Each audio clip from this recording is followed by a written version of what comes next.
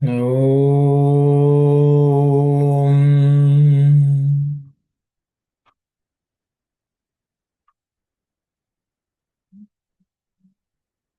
Om. Om.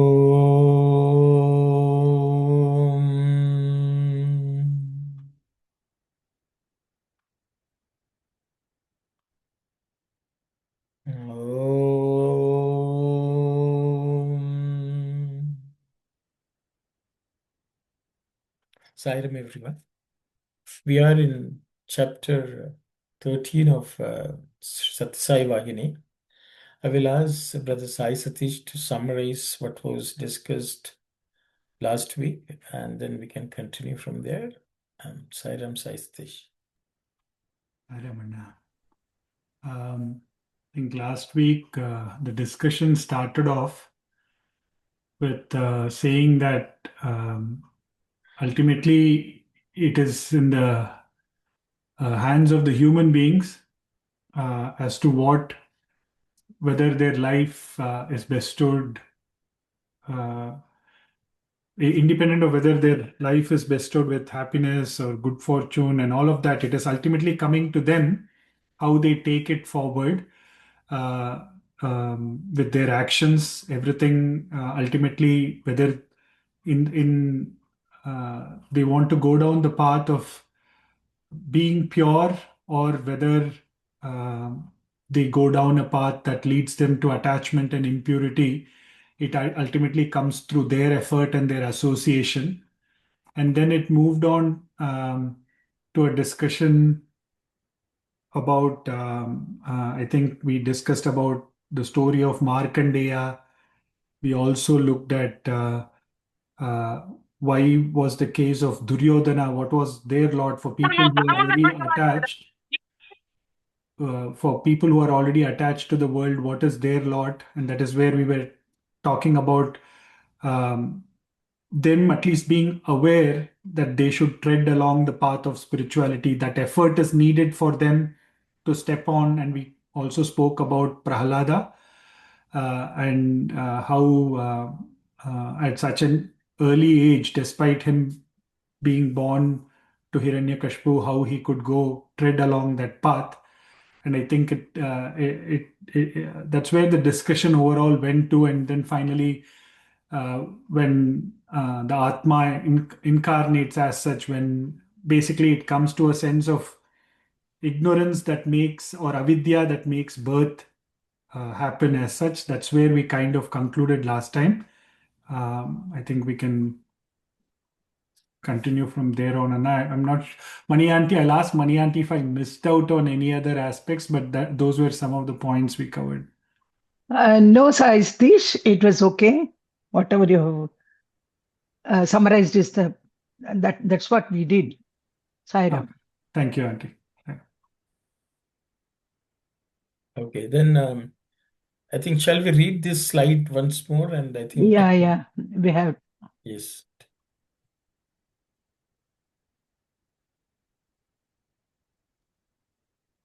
The next problem is mukti or liberation.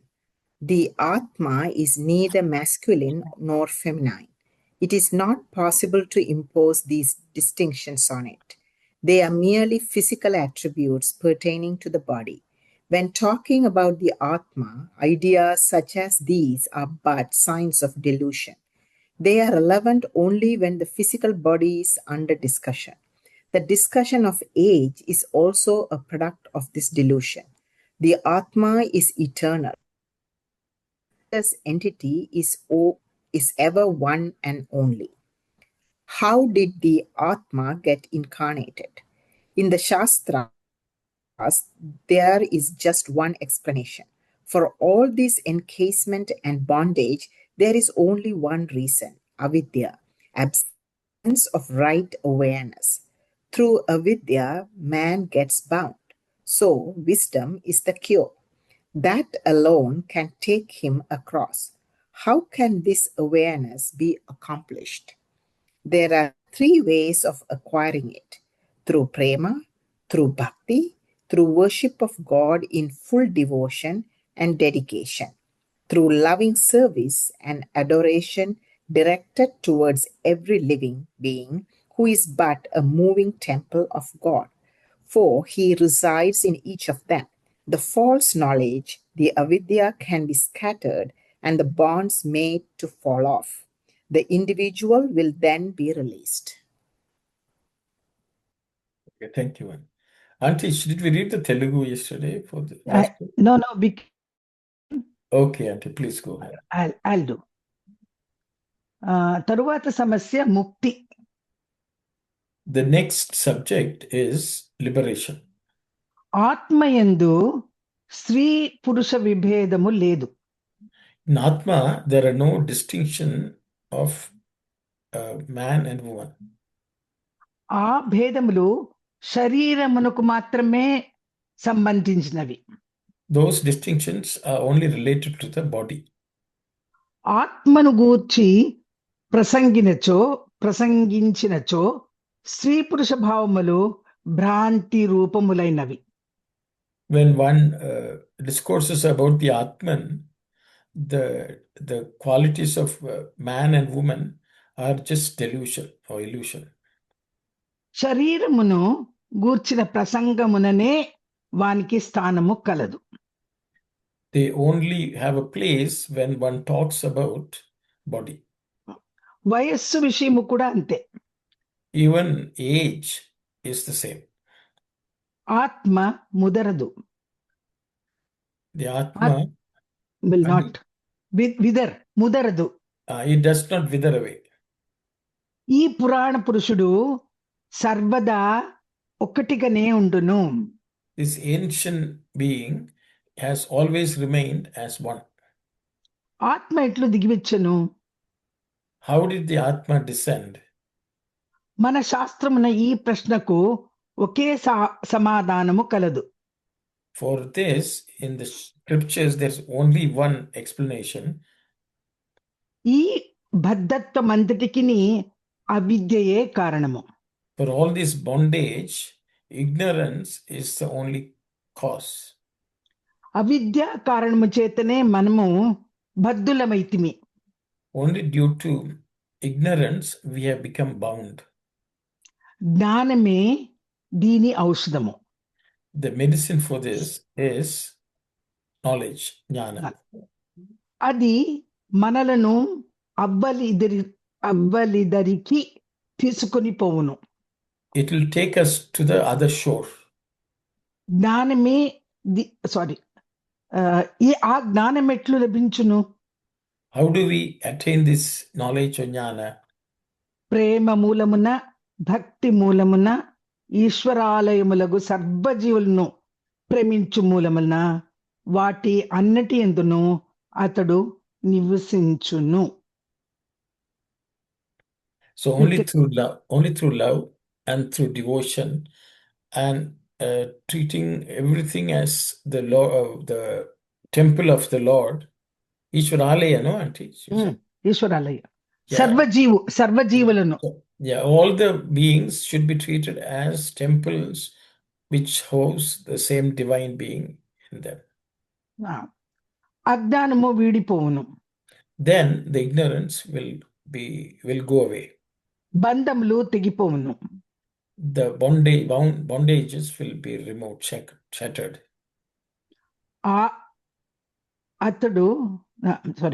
ఆత్మ ముక్తత్వమందును. Then the Atman will be liberated. That's all. Okay, thank you very much, Auntie. Sairam, everyone. I will open it for discussion. Yes, Sai Satish, please go ahead. Sairam, and sorry, last time we actually discussed about the three ways also.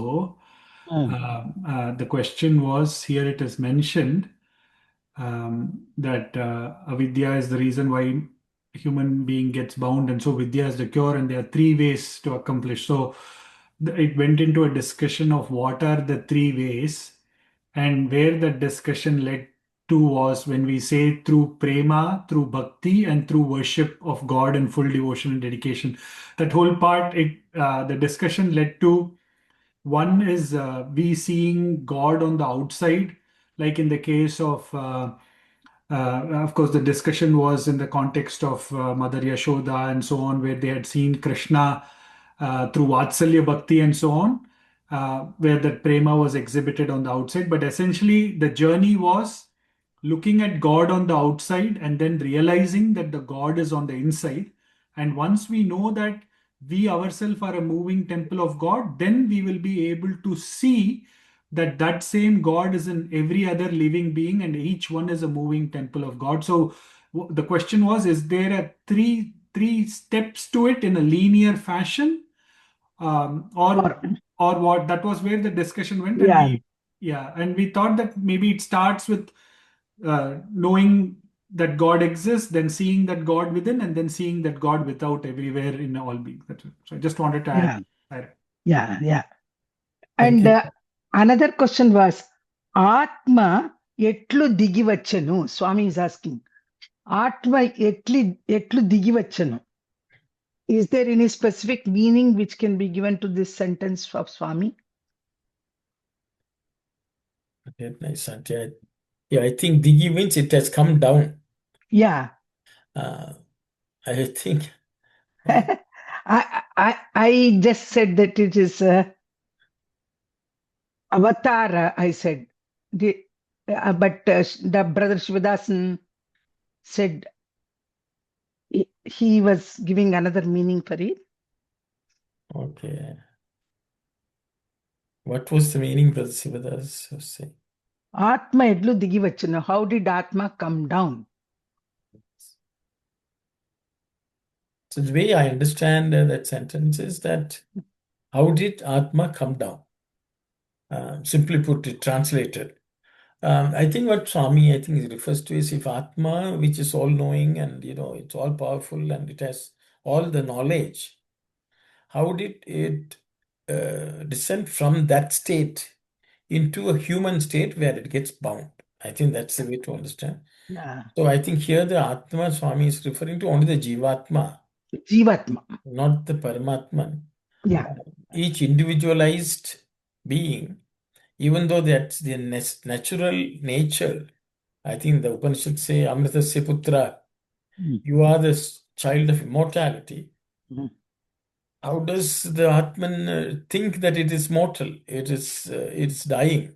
It has depth. And I think that state itself is a lower state than its original state. And I think that's what Swami is referring to here. Yeah.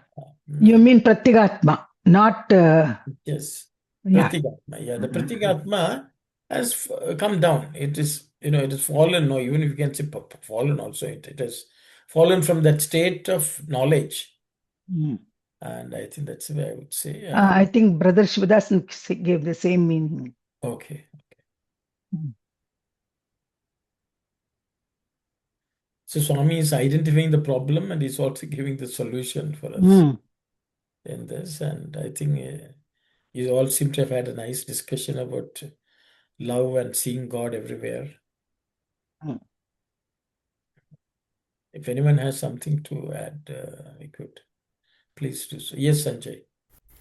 Sai Ramanujan, I have a question. I don't think I'm completely clear on the last para yet. I know I missed last week, unfortunately, but I was about to ask that question and Satish answered that, but I'm still not completely clear clear about that section. Because the initial expectation is Swami would be referring to the three margas. And that is not coming through, and I just wanted maybe Satish to add a little more explanation, or anyone else can share some more thoughts on what are the three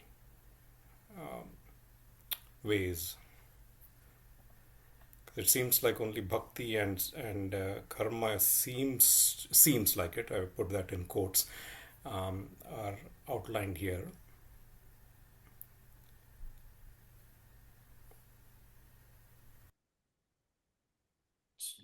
Sai Satish, you want to? Yes, I'll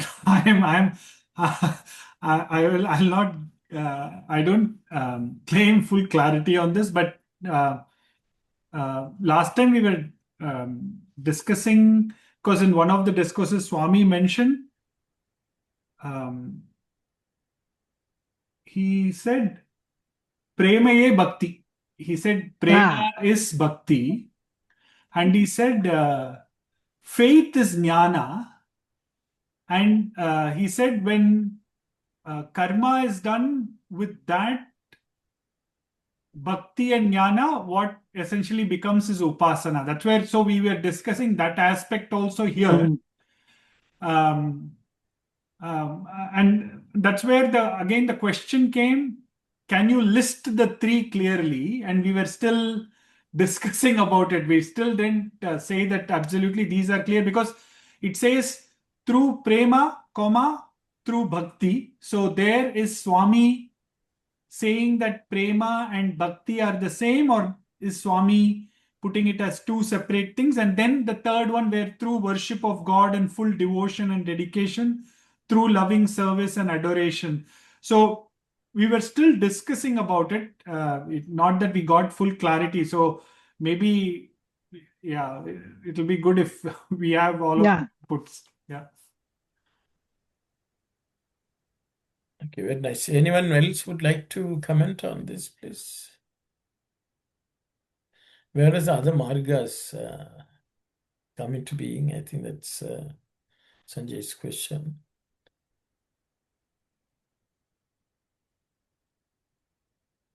Now, in this, can we list the three things, Anna? What is exactly the three things? Because it goes comma, comma, so many are there. In the Telugu one, I'm just seeing like Swami clearly says, Auntie, like, what are the three?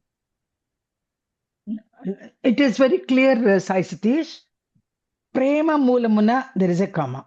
Okay. Bhakti Moolamuna, though there is no comma, we can just infer. Ishwaralaya Mulagu Sarvajivulanu Preminchu Moolamuna Vati Anniti Enduno Atadu Nivasinchunu. How do we find that realization, that gnana? How do we get that gnana? Only through these, not only these through method Swami has given, maybe some more may be given, some more we may get. I don't know if Arun knows about it. He can share it with us. As you said, first prema, love. And then love makes you, it's a kind of devotion. Bhakti, Swami itself is, prema is bhakti. Then when we have that devotion to the Lord, that is our own individual love towards the Lord.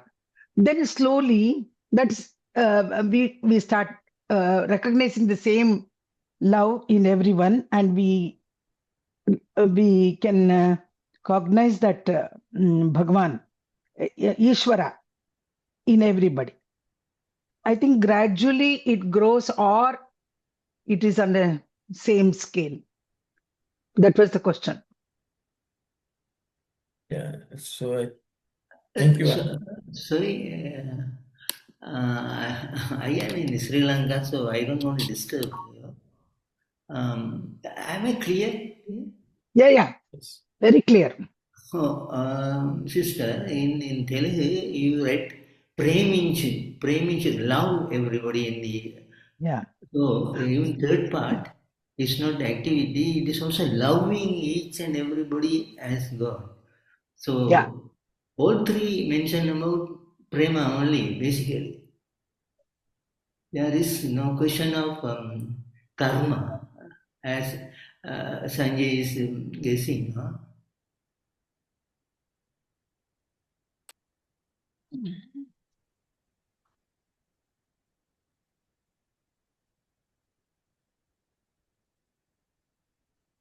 Yeah, so I will, Auntie, so Swami is saying Prema Moolamuna. Yeah. I think, the way we can understand is Prema Moolamuna Ajnanamu Vidipovunu. Bhakti Moolamuna. Bhakti Moolamuna Ajnanamu Vidipovunu. ఈశ్వరాలయములగు సర్వజీవులను ప్రేమించు మూలమున. Ajnanamu Vidipovunu. then Swami is also saying, Vati Annanti Andunu Atadu అతడు Nivasinchunu. నివసించును. So I think from based on this sentence, it looks like the various ways Swami is saying God, the Ajnana go. Prema also it will go. Bhakti Moolamana also it will go. I think Swami has often said real prema is devotion to God only. So I think we can see that Swami just explaining what that is. And then he's also explaining the next one also the same concept. That is, we should all the beings which are actually temples of the Lord should be through loving them, loving all the jivas who are the temples of the Lord. That way also we can get rid of this అజ్ఞాన. ajnana. Then he's also affirming that in all of them he is actually existing. The Lord exists. So I think those are the 3-4 ways to get rid of ajnana. And I think in English, Sanjay talks about loving service and all that. Swami is just saying preminchu only. Sarva jivalanu preminchu. He has not given, anything about the karma marga or jnana marga here. But unless we say loving itself is service only. To love means it's to serve. I think that way we can take it. It is love is a feeling in the heart. When it expresses itself in actions, it becomes service. When love is shines on the head, then knowledge dawns is the way I would put it, because they are all the same, and they are all intertwined. I think that's also something which we have looked at in the past. So I will stop there, and someone else has something to add. Saira.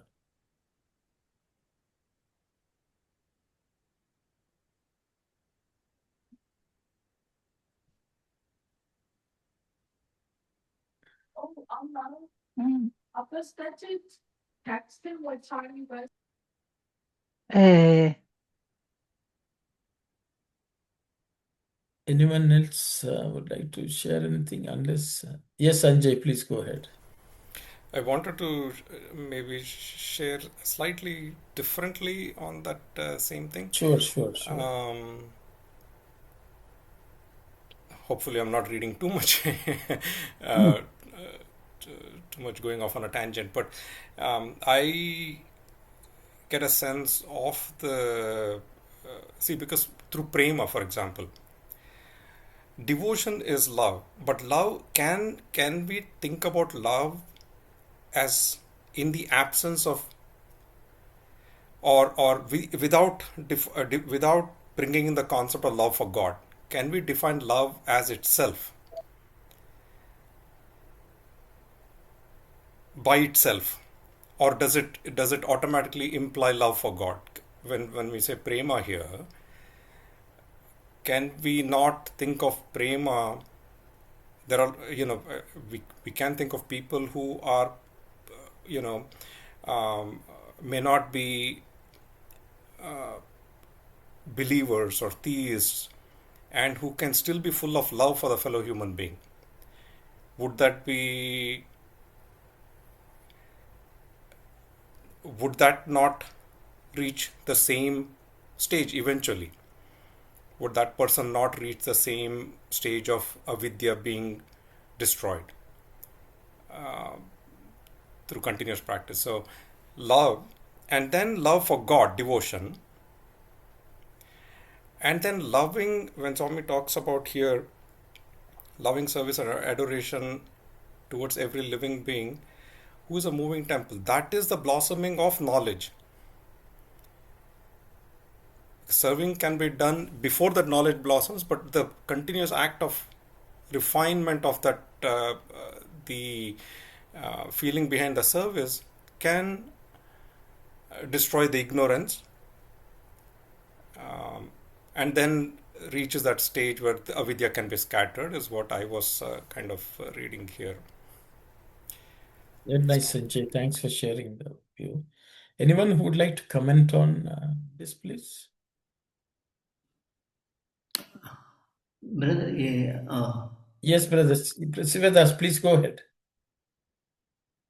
Brother Sivadas. okay. If it is disturbing, please tell No, me. no, it is not disturbing. Okay. We can hear you loud and clear. Sanjay said the first part. I agree with him because I recently read. Bhagawan is saying a person, if he follows Dharma, is the same as equivalent to devotion to God and everything. So long as we follow Dharma, a person, he may not worship God. Bhagavan is saying categorically.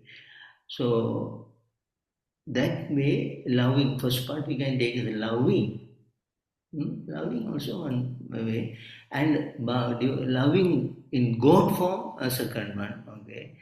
And third one, I to agree with him because naturally without jnana we cannot do that worshipping each and each being as God. We cannot do that unless we have some atma jnana.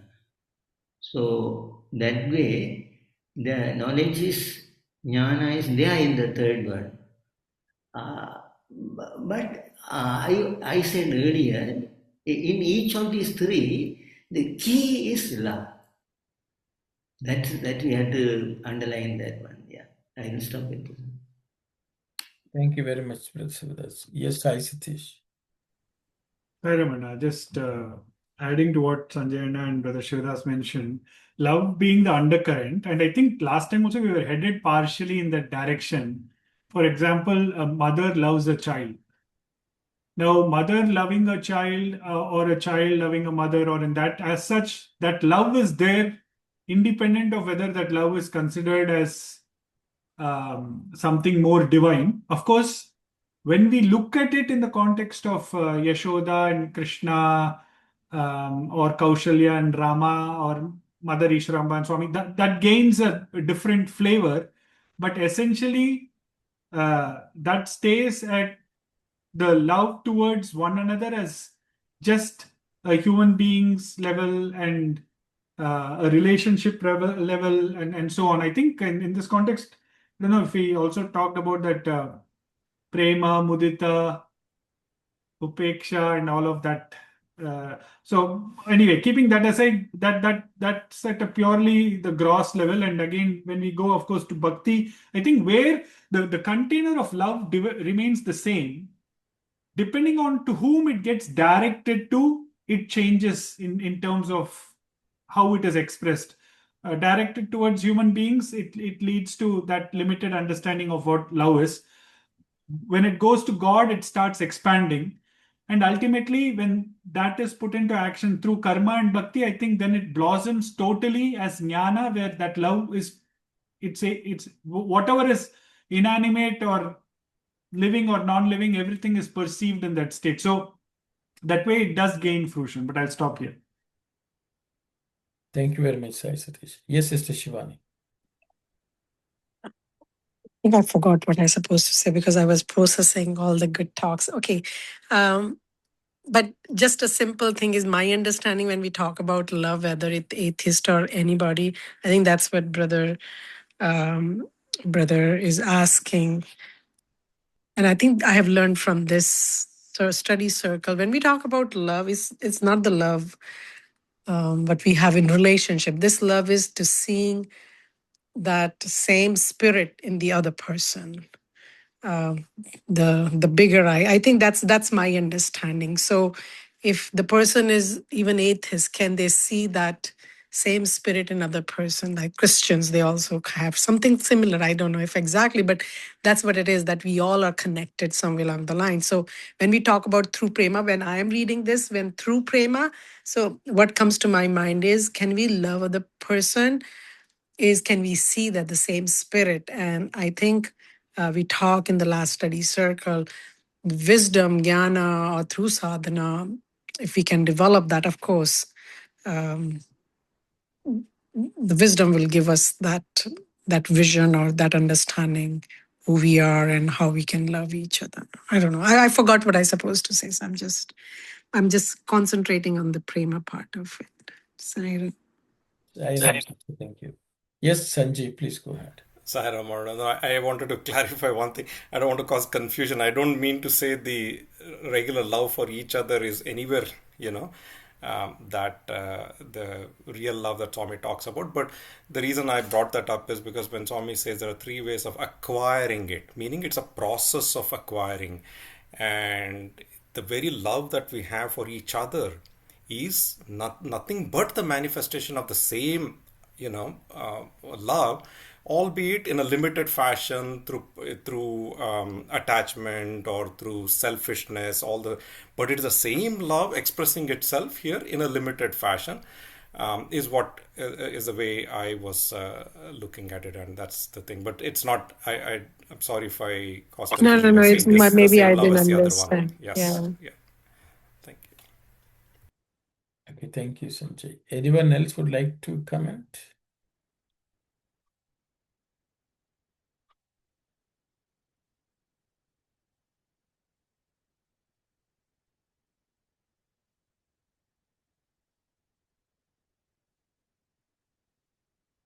Yeah, so just maybe I will summarize. I think in this world, we talked about an atheist, if they have compassion or love for fellow human beings, will they attain mukti? That's the question.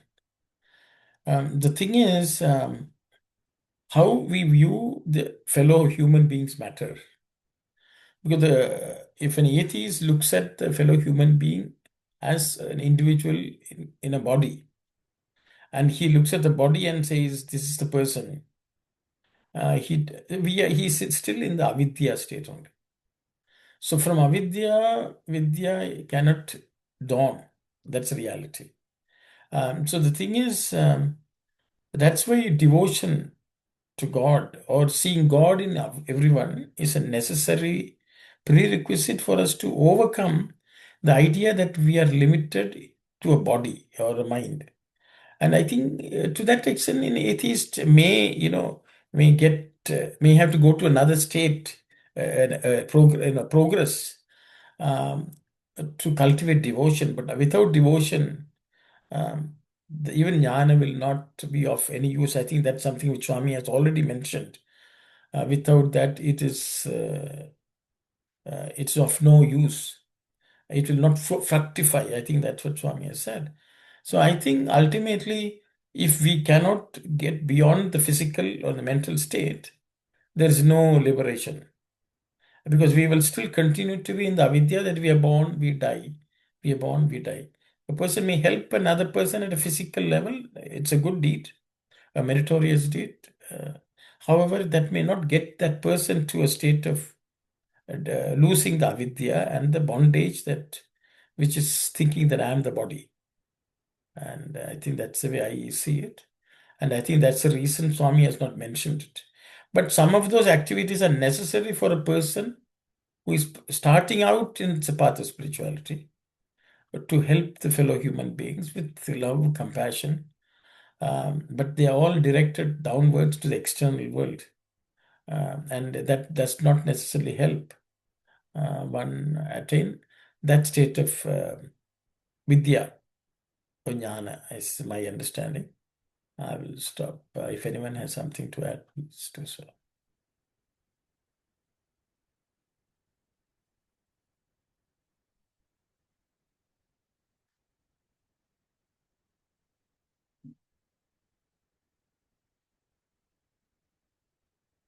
Yes, Sanjay, please go ahead. Thank you, Aruna. So I have another question about the first paragraph here. In normal circumstances, anyone who understands the word of Atma or has come across the word Atma, soul, most often they don't necessarily ascribe a gender to it. In general, why do you think Swami is explicitly stating that here in this first section? the Atma is neither masculine or feminine. It's not possible to impose these distinctions. I was just curious. Very nice questions, Sanjay. Anyone, why is Swami suddenly bringing Purusha and Stri here? Sai Ram. Sai Ram Aunty. See, previous sentence was Samasya Mukti. Some people say only you have to be a masculine person, you will go to Mukti. Ladies will have no place at all in the Mukti, this thing. So all these discussions always we hear. Just to clarify that, Swami had come up with this idea that it's only masculine, feminine is only concerned for the physical body, not for the sake of Atma. Mukti. Anybody who is real, Swami gives this three solutions. He can definitely get to that stage as Mukti. He or she, whatever it is. Sai Ram. Thank you very much, Auntie. Thank you, Auntie.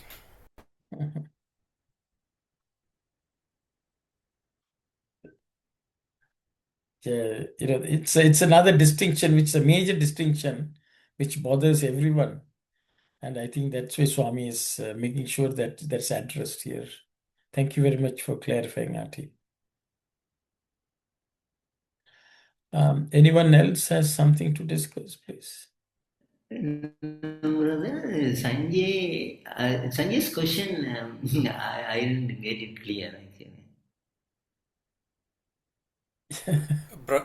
Brother, I was asking, normally any one of us who may at some point come across the word Atma or soul, very quickly, we come to the understanding that it's not defined by gender.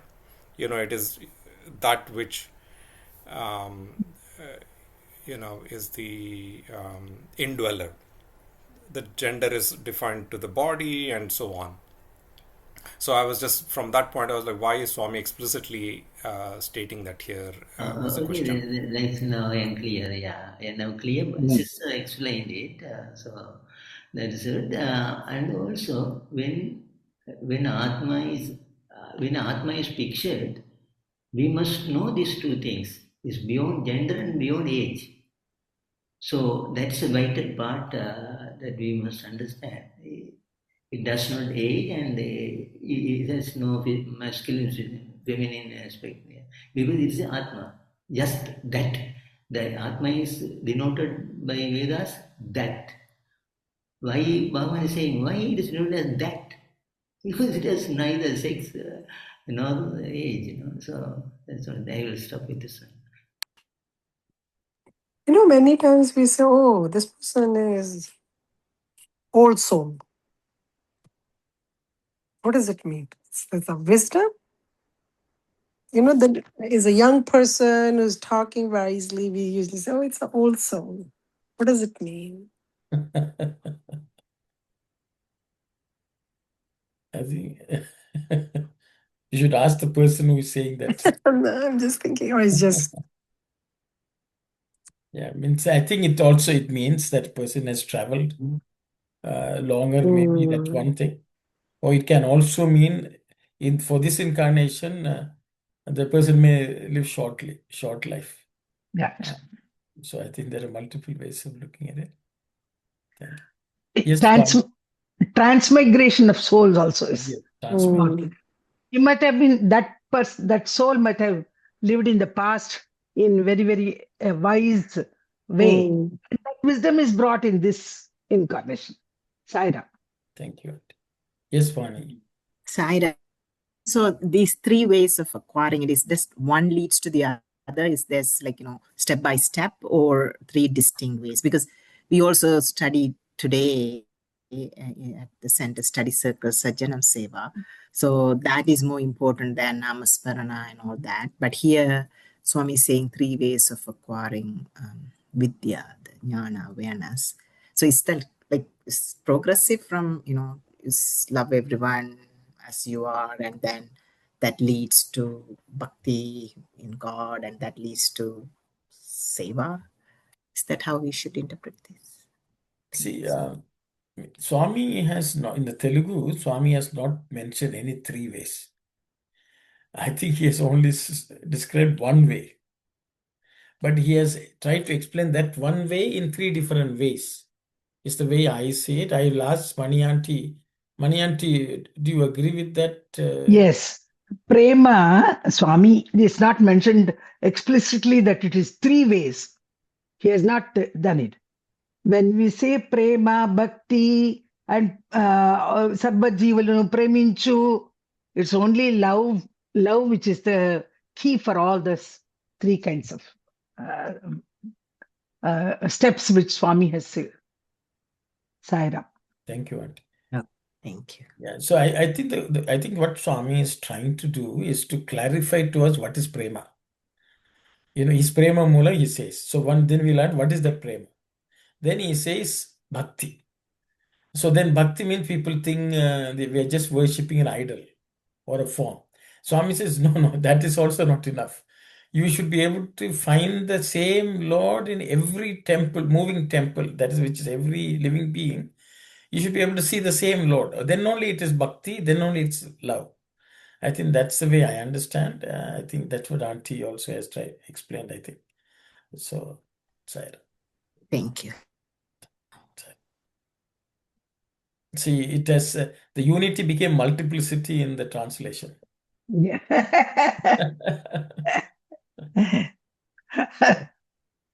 Saira. Saira.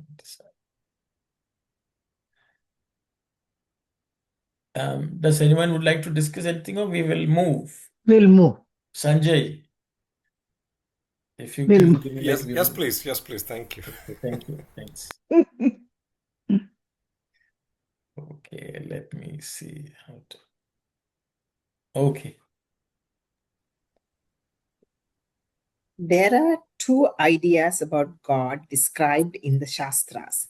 The idea that he is cognizable as having attributes, and the idea that he is free from all attributes and so cannot be described as thus and thus. That is to say, the Saguna, the worship of God with attributes aspect, and the Nirguna, devoid of qualities, formless aspect. The Saguna God is cognized as present everywhere, as the creator, sustainer, and destroyer of everything and being, as the father and mother of the universe. Therefore, he is beyond and above all beings and things, and eternally distinct and different from man. It is said by upholders of the Saguna aspect that the very cognition of this attributive principle brings about liberation or mukti. Liberation is attained when man establishes himself in this knowledge and lives in and through it. Thank you. Okay. Thank you. Auntie, please. Go ahead. అజ్ఞానము విడిపోవును బంధములు తెగిపోవును. That is done. ఆత్మ ముక్తత్వమందును. That also we have. Okay. ఈశ్వరుని గురించి రెండు భావములు మన శాస్త్రములందు కలవు. Regarding Ishvara, the Lord or God, there are two thoughts. I would say two thoughts in the Shastras. సగుణ భావము, నిర్గుణ భావము. One is with characteristics, the other one is without those characteristics. సగుణ దైవమనగా అతడు సర్వవ్యాప్తి అయి సర్వమునకు సృష్టి స్థితి లయకారుకుడై జగత్తుకు తల్లియు తండ్రియు అయ్యుండువాడు కాని. I think I'll stop there. Yes, Auntie. Saguna Bhava means, that is with attributes, means one who is present everywhere, all pervading. He is the cause for creation, sustenance, and dissolution. And he is the father and mother of this entire universe. కానీ మనకును ఆత్మలన్నిటికీ అతడు శాశ్వతముగా భిన్నుడై ఉండడు. So he will not stand apart from all the Atmas and for us. And he will be Sashvatamuga Binnudai. He will not be eternally separate from us. ఓ ఆత్మతత్వమునే ముక్తి అందురు. That Atmic principle is liberation.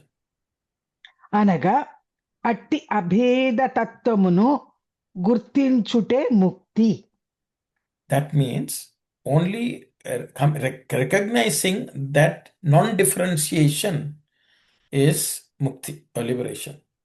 దాని యందే నివసించుటే ముక్తి. To exist in that is liberation. That's all I think. Okay, Auntie. Sairam. So Swami is nicely giving an explanation of, actually he's talking about Saguna. I think we talked about devotion, and now Swami is telling what is that Saguna devotion. He is not even bringing Sakara here, only Saguna. I am reminded that we discussed Saguna in Gita Vahini also. Swami has, I think that's something which Swami described.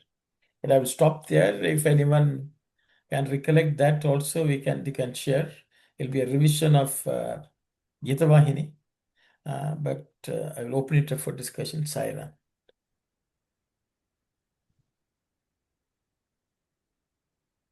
When Swami is saying Saguna Bhavamu, he is restricting only to the attributes, not the akara, not the form. That's Yes, what you meant that. Yes, sir. Saguna Nirakara is what Swami is covering here. Yeah, correct. Saguna Nirakara. Yes. I think Swami went into great detail. Yes, Brother Sivadas, please go ahead. Brother, what you said, I was not in that Gita class, but you explained it in other Vahinis, I remember. No, we were all there. Even Sanjay was there. That meditation with form and without form, and Sanjay also saying that the Saguna aspect is there, but the form is not there in certain meditation. So what is important is not the form, but the guna is important. Whether somebody may picture it as light or some space, and even Sister Vani had that problem to know that what is that. So without form means not without Saguna. Otherwise meditation cannot go on. No? So for a person to do meditation, at least he must have Saguna, that Sanjay was stressing that time. So otherwise no meditation. Form may not be there, but we have that God's quality as for our meditation. So I will stop with this one. And thanks. Thank you very much, brother. Anyone else would like to discuss? It's not too much. Can you give a quick crash course on Saguna, Nirakar?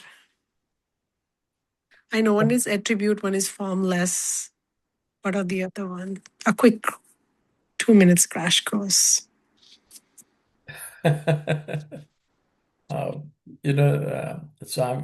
I will ask somebody to, I should not be speaking. Anyone else who would like to share your recollection or thoughts, please? Yes, Sai Satish, please. Brother Sivadas, okay, go ahead. Or maybe Sivadas was I think he did not bring his hand down. Sai Satish, please go ahead. Sorry, I don't know if you're talking about this, but anyway, let me. So one is Saguna Sakara, that is with attributes and with form. The second one is Saguna Nirakara, that is with attributes but without form. And The absolute one is Nirguna Nirakara, that is both beyond attributes and the formless. Is that the one that you're talking about, Anna? Yes, but I was also referring to what we discussed in the Gita Vahini, where Swami went into great detail about Saguna Nirakara worship. Yeah, that became Saguna for Nirguna for me, Anna. Sorry, you may have to go. So, anyone else? Yes, Brother Sivadas. I don't know that, but I still remember Sanjay's words. He said the fragrance, the rose may not be there, but when we feel the fragrance, that is, so fragrance is saguna, but rose is not there, so there are, so that's what many people are now confused, when Bhagavan says go beyond form. But Nirguna Nirakara is also, brother one day said, it is also accepted in Vedas, one day brother said. But that level may be the last finale, no? But before that, we have to have uh, at least the attributes of God for our contemplation and meditation. No? So that's what I will stop with this one. Thank you, sir. Yes, Vani. I'm not sure whether I have the answer, but I remember from somewhere that Swami's discourse that it is, the just the specific form, Lord Rama or Krishna, that specific form, beyond that specific form, that we have to look through their qualities, that which is like their love or their light, or like those divine qualities. That's what I vaguely remember. So see those qualities in everyone, just not in that one form. Okay, thank you. So maybe no one is volunteering, so I will. It's on me, I guess now. The chapter in Gita Vahini 16, where Swami is talking about Swami Krishna says to Arjuna that the people worship him in three different ways. One is Nirguna Nirakara. That means one who is without form and without attributes. And I think that's what Sai Satish was mentioning. Because of that, he's unable to explain. So, human beings cannot conceive, we cannot meditate. It is just beyond. It's only experientiable at that point. Then Swami says, Krishna tells Arjuna, it's their Saguna Nirakara. That means it has attributes, but it does not have form. Then the third one is Saguna Sakara. That is attributes and form. So generally all devotees begin with Saguna Sakara. They give attributes and give a form to the Lord and pray. But that does not take us beyond a certain stage, because that's only an initial stage. Then Krishna says, you need to look at Saguna Nirakara. And then Swami gives, there are Kavi, Anusashita, Anoraniya, Mahuto Mahiyan, Tamasaf Parastat, things like that. Aditya Varnam Tamasaf Parastat. These are some qualifications. There are 7 or 8. I'll have to go back and get there are a few points which I remember. So there are various ways in which we can see the Lord. Kavi means he's the eternal, he's the creator, he's the one who makes everything move in this world. He's all-knowing, and so on. And Anoraniya Mahato, he's the subtlest of the subtle, the vastest of the vast. And his effulgence and is beyond all ignorance and darkness. This is some of the He is old or ancient, and he's the one who has laid down the law of how everything should function, and things like that. So I will stop here. If you all want, then we will have to go back to the Gita Vahini chapter and discuss it. But I think everyone can go and read. I think it's chapter 16 in Gita Vahini. I don't want to belabor too much here. I hope that's I think as Sister Shivani asked, you want something quick, and I've given you some synopsis, Yeah, it but I don't reminds want me. to Yes. discuss it any further. Okay, I hope. Thank you. Thank you. What's Sairam? Saira. What Swami is trying to tell us is it is possible to meditate upon upon the Lord with attributes, not necessarily that there should be a form. That's also possibility is there that we can Saguna Nirakara Brahman. We can meditate upon such a thing.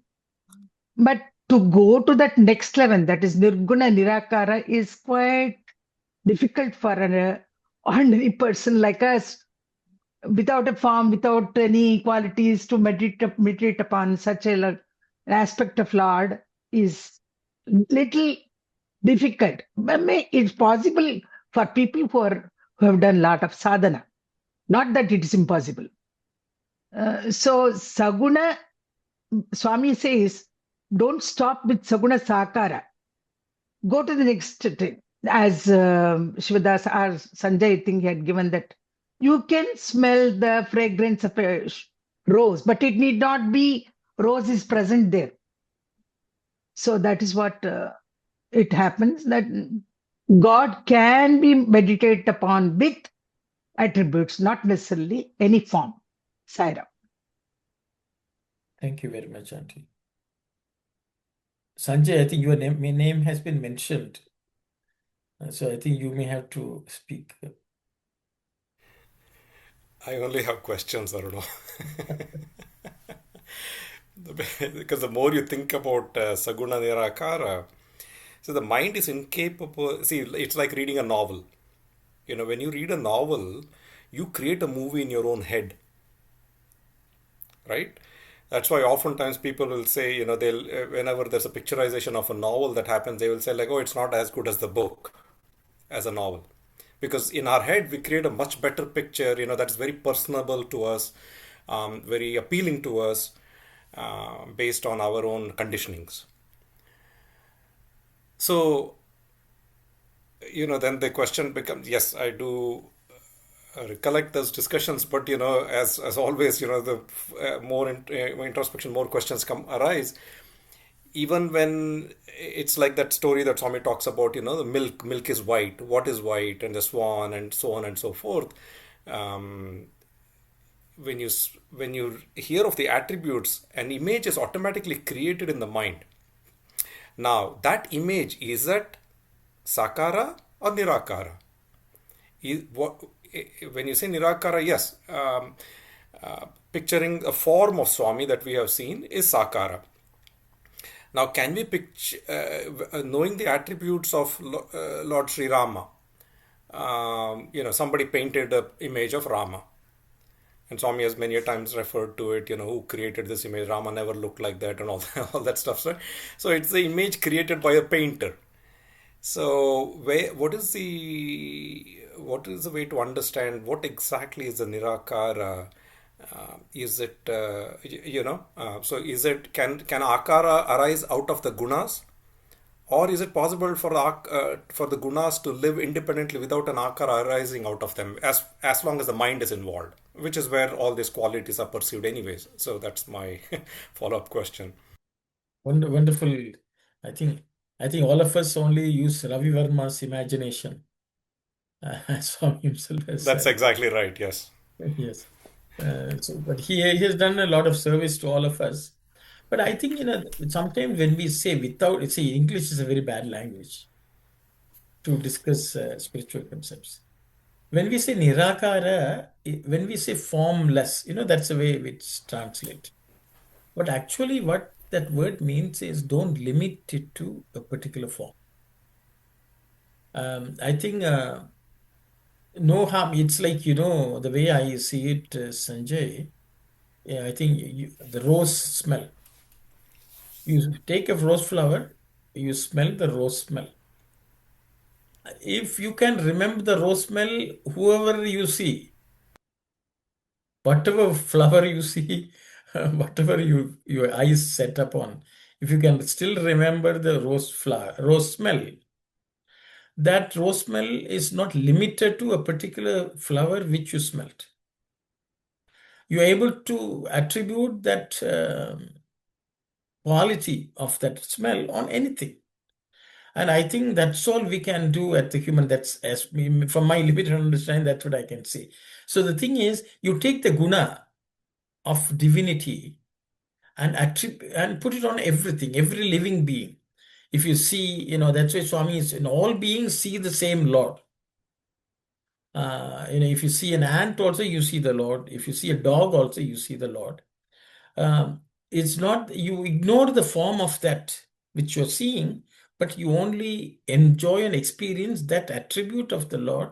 I think that's all we can see. So we should not limit that attribute to a particular form, because form is a very, very finite thing. It can only point you to something. I think so. Nirakara means do not limit it to a particular form, is the way I would translate. That's my understanding. So I will stop here if others can. Very Sai nice. Satish. Thank you so much. Very nice. Sai Ram, Sai Satish. Sir, I'll just build along what you had mentioned. So long as the mind exists, the guna and the akara will exist. But only where it can be made go beyond is by not limiting. So I'm now going to take the liberty of what Anna did with Nirakara with Nirguna also. Because now what we are going to say is, we say Sakara, Sa Akara. That form is what it translates. Now if you take Nirakara as an opposite of Sakara, it means it is not only that form, it is every other form. You can extend it in that manner, which means if we apply the same thing to Nirakara, we can apply the same thing to Nirguna also. Because now we say that when we go from Saguna, Sakara to Nirguna to Saguna Nirakara, we are still holding on to the attributes of love, peace, and all of those kind of things, and saying, okay, those are there, the fragrance is there, even if the rose is not there, that is fine.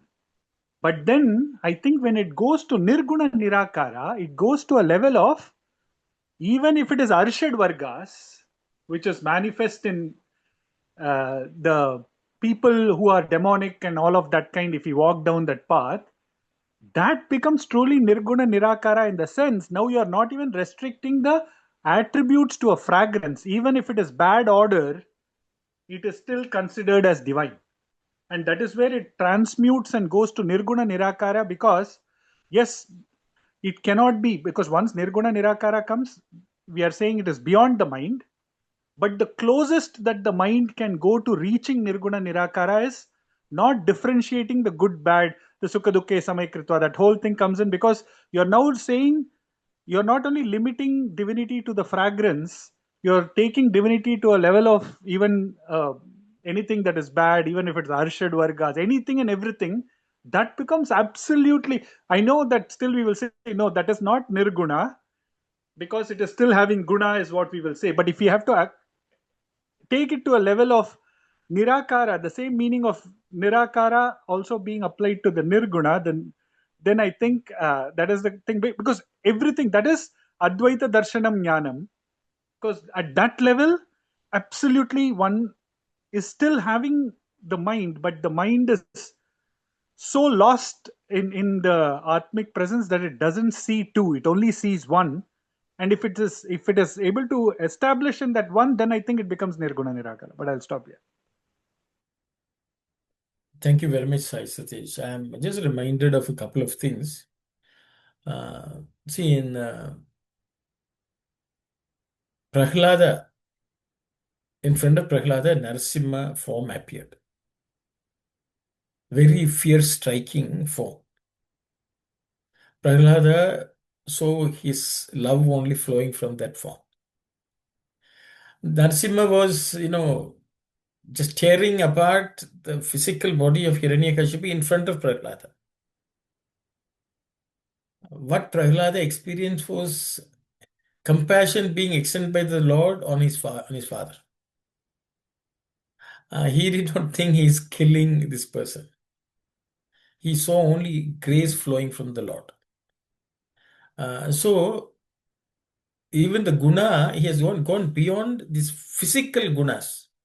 He is just enjoying just divinity in its entirety, which encompasses everything in this world. So you're mentioning Arshad Varga because Arshad Varga didn't exist. Where Arshad Varga existed, Prahlada was seeing only love.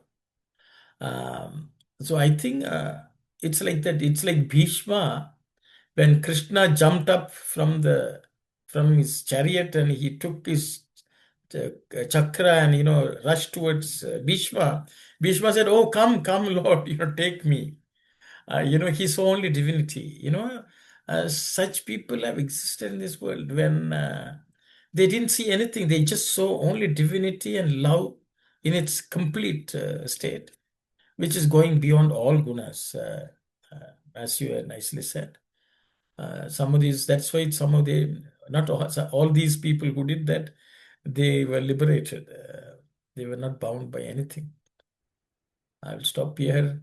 Anyone else would like to share any thoughts, please?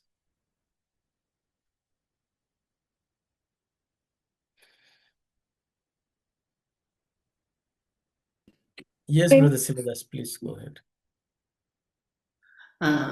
Sorry, even you also mentioned, and Sadish, the Sai Sadish also mentioned the love. So the love is played everywhere, even in Nirguna Nirahara state, even if it's imagined to be, that at least we have the devotion to Vedas. At least we have the devotion to Vedas. So, for example, self-inquiry, the self-inquiry which Ramana Maharshi only followed that, and whereas Baba is telling all the paths. So, when we go to self-inquiry process, and during the process and the end of the process, it is Nirguna Nirahara form. Still, we have the faith in the Guru or in the Vedas. So, as Brother Arnunen said, it is impossible. It need not be Nirgunarahara should be defined as Brother defined. It cannot be without any devotion to Vedas or devotion to God or Guru or even self-inquiry. So even if Bhavan was saying of the I principle, if I can meditate on the I, but with the belief that my Guru has said that do that, so somehow or other that complete Nirguna Nirahara is not possible in this at least in the sadhana world. That everybody agrees. I just repeated. Thanks. Thank you very much, Brother Sivadas. Yes, Sister Shivani, I think you tried to say something. Or maybe not. Can you help me to understand? It is said by upholders of the Saguna aspect. Maybe I missed the translation part. That line, that last 4 or 5 lines, if you can help me. What does it mean? It is said by, from there, it is said by upholders of the Saguna aspect. Okay. We can. Thank you. So just at what I think what Swami says is just by understanding, maybe we'll just, Auntie, shall we read the Telugu once again, I guess, just so that.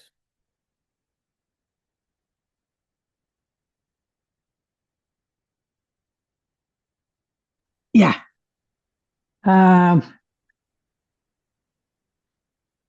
ఈశ్వరుని గురించి రెండు భావములు మన శాస్త్రములందు కలవు, సగుణ భావము, నిర్గుణ భావము.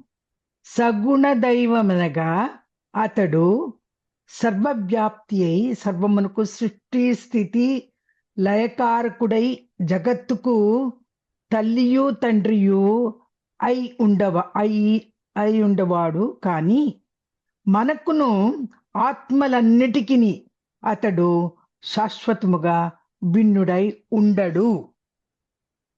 అదన్ ఆత్మతత్వమునే ముక్తి అందురు, అనగా అట్టి అభేద తత్వమును గుర్తించుటే ముక్తి, దాని యందే నివసించుటయే ముక్తి.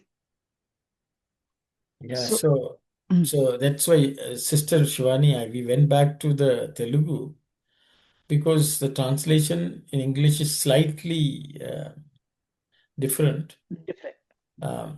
What Swami is saying is, first we should recognize God, the one who is with attribute, as one who is all-pervading. He is the cause for all creation, sustenance, and dissolution. And he is the father and mother of this entire universe. And such a person, he is not separate from us. He is not distinct from us. Understanding and knowing, coming to know that principle is liberation, Swami says. That principle of the Atman, when that is understood, and that is which is a non-differentiated Atman, which is not separate from us. When we do that, and when we exist in that recognition, with that awareness, that Swami is calling is Mukti. Auntie, I hope my summary is okay. Yeah, that's correct. But basically what Swami is saying is, whether it is Saguna Nirakara or Nirguna Nirakara, we should not limit that aspect of Bhagavan to a particular form. That's what Swami is saying here, no? You explained it that way, and the others also. So, Saguna God is...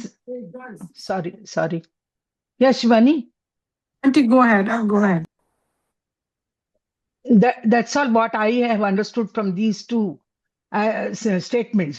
Saguna aspect and the Nirguna aspect. Swami says, one is with attributes, but the akara need not be the same as it is in my mind or in your mind.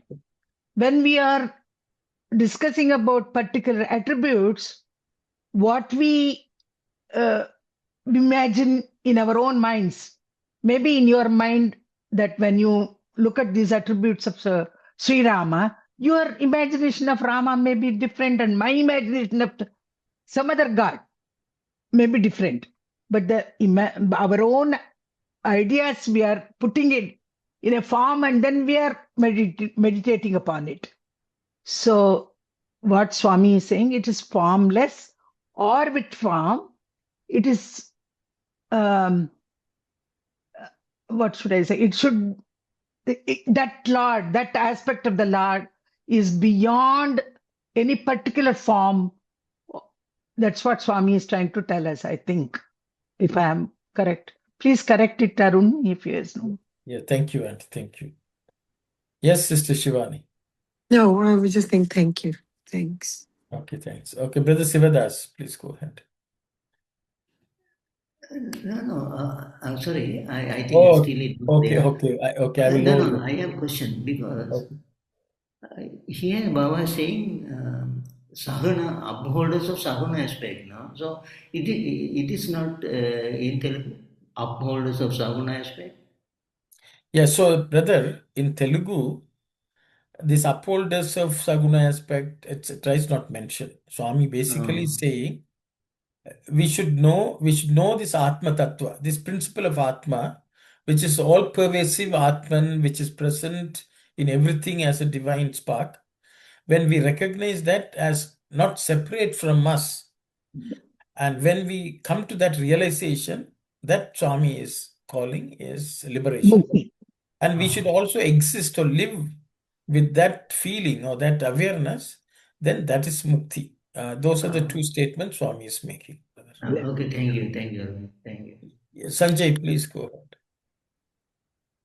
So the English translation is exactly opposite of what you ahead. read. Is that what I'm understanding? Because that the English translation completely confused me, and I had some follow up questions on it. So from the rereading now, it seems like it's uh, it's it's completely opposite. Yes.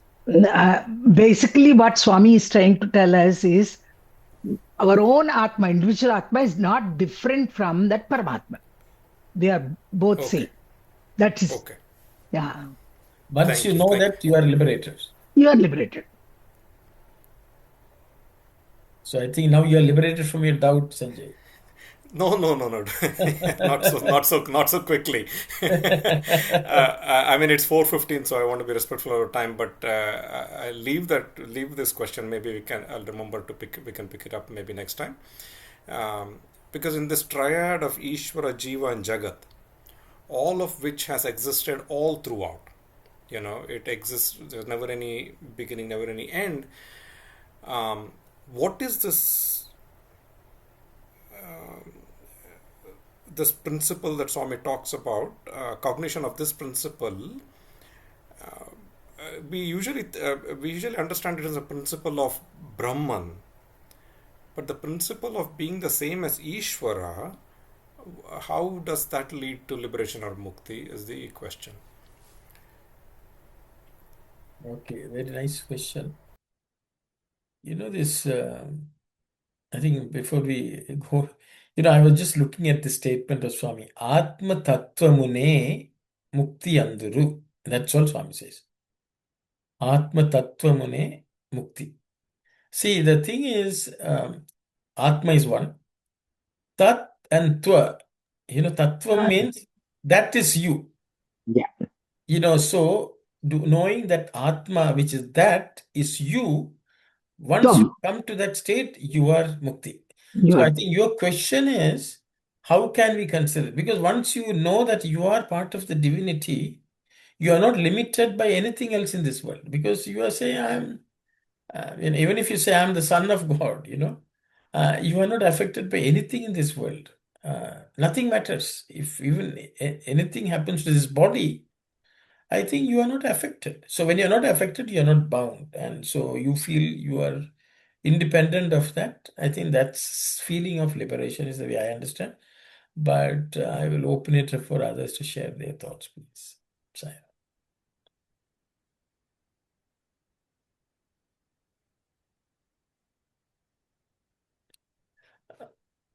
Maybe I will give another. So yes, I Satish, go ahead.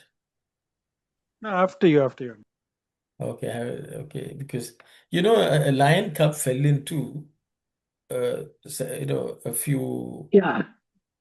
deers among deers or whatever. Okay, and then it didn't realize that it was a lion cub.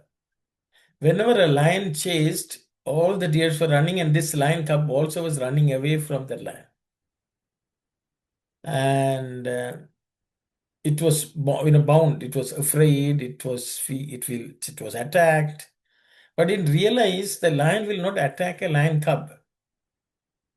We didn't know that because that's ignorance. So it was just running and running.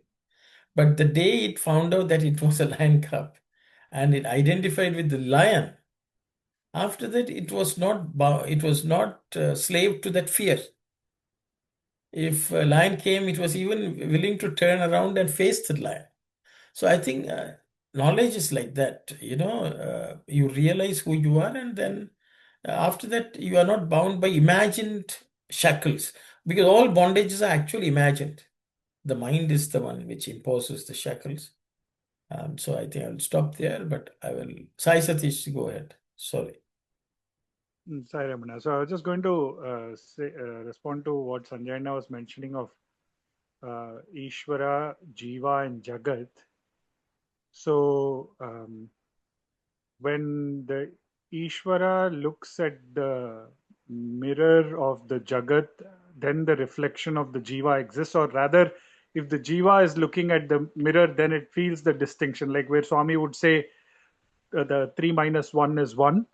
So I think that is where if ultimately the the mirror goes away, then the reflection goes with the mirror, and what is left is the Ishvara. So, from that concept of Ekatvam or Atmatattvam, that is where the one permeates. Because I think for the person at the level of Ishvara, the Jiva and Jagat are non-existence, in the sense that it is purely the Ishvara who is all pervasive. Whether we call that as the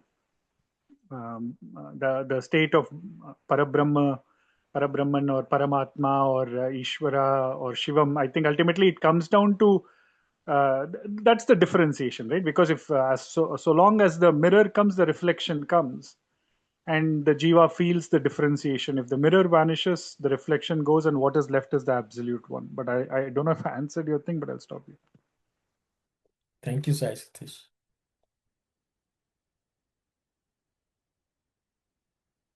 Anyone else has something to add?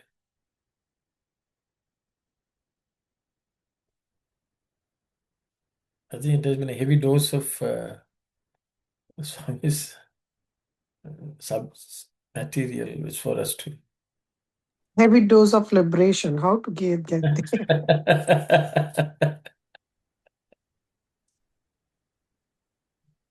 I thought it was very easy, but the more I read, the more difficult it looks. But anyway, I'll read. We'll get there one step at a time. 7 more minutes, sister. You'll get mukti. You know, in Hindi, they say "Bhume ghee shakkar" means bless you. Whatever you said, I'll get in 5 minutes. I'll get mukti in 5 minutes.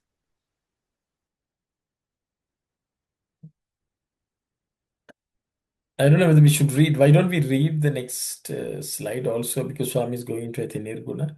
We may not discuss, but at least we can just read and we can contemplate. Yeah. Then the subject will be a bit more complete, I think. Okay. The second way is the contemplation on the attributeless nirguna principle. The truth that the ascription of attributes to the divine principle is undesirable and inappropriate is realized during this contemplation, and the attributes are shed from the concept of God. Then the one universal attributeless person will alone remain in the consciousness. It can be referred to as the knower, the jnata. From jnana or wisdom is relevant only in the context of the human mind and human consciousness. It cannot be designated as the inquirer, for inquiry is the mark of the weak. It cannot be related to the intelligence, for intelligence discriminates, and the attempt to divide and dissect is again the sign of unsteadiness. It cannot be designated the creator, for creation is the activity of the bound, the limited. It or he has no bonds or limits. Activity implies a wish, a want, a desire. It does not originate from any other cause. All work has as its base some inner pain which is sought to be alleviated. Okay. Can I read the Telugu? Yes, and I will read the Telugu also. So actually, upasana can be done in two ways. What is Swami's contemplation can be done in either sagunapasana or nirguna daivapasana. That's the second way. Rendavadi nirguna daivopasana. The second one is the contemplation or worship of the Lord without attributes. దైవ భావము అందు ఈ విశేషములన్నీ అనావశ్యకతములుగా when we contemplate on the Lord, as considering nirguna, all these characteristics as unnecessary, unnecessary, అనంతగతములుగా భావింపబడి they are all do not అనంతగత infinite, I would say. భావింపబడి పరిత్యజింపబడును. They will be given up. Yeah. So this Nirguna Daivopasana, when we come to understand that Nirguna Daivopasana, all these attributes and this thing, others are all unnecessary. That's what Swami is saying. అప్పుడు నిర్గుణుడు సర్వగతుడును అగు ఒక పురుషుడు మాత్రమే మిగిలియుండును. So at that time, only the formless, attributeless, who is devoid of everything, that one Purusha alone will remain. అతనిని జ్ఞాత అని చెప్పవచ్చును. He could be called Jnata or the knower. ఏలైనా జ్ఞానము మనుష్య మానసమునకే సంబంధించినది. Why it is so is because knowledge or jnana is only related to the mind of the man. చింతన పరుడన చెల్లదు. This is only inquiry. It's only a part of inquiry. చింతన It's only inquiry. It's only one who is engaged in inquiry. చింతన అశక్తుల వ్యాపారము. Inquiry is it belongs to people who are not devoid of strength or who are weak. Weak people, అశక్తులు. Weak. తర్క బుద్ధి అన చెల్లదు. So, it is argumentativeness or debate, auntie. తర్కము, analysis, okay. తర్కము అశక్తి సూచకము. So that is it is analyzing is also a kind of weakness. సృష్టికర్త అన చెల్లదు. You cannot say he is a creator also. బంధమున చిక్కిన వారు కానీ సృష్టించరు. Except for those who are bound, you will not create. అతనికి బంధములేవి కలవు, ఏవి కలవు? But what bondages does he have? కార్యాచరణములన్నీయు కోర్కెలు ఈడేర్చుకొనుటకే కానీ వేరు కాదు. All activities are to fulfill one's desires. They are not separate from that. పని చేయు వారందరూ ఏవో లోపములను తీర్చుకొనుటకే కదా. All those who are working, doing any actions, they're all trying to remove something which is lacking. That's all. Okay, thank you, auntie. So Swami has introduced us to Nirguna Upasana. I think because we have come up to 4:30, I think all of you can contemplate on this and come back, and we can continue the discussion next week. We will stop here and we'll close the session with Samastaloka if you don't mind. Om Samastaloka Sukhino Bhavantu. Samastaloka Sukhino Bhavantu. Samastaloka Sukhino Bhavantu. Om Shanti Shanti Shanti. Sai Ram, everyone. Sai Ram, and thank you, Sai Ram. Sai Ram.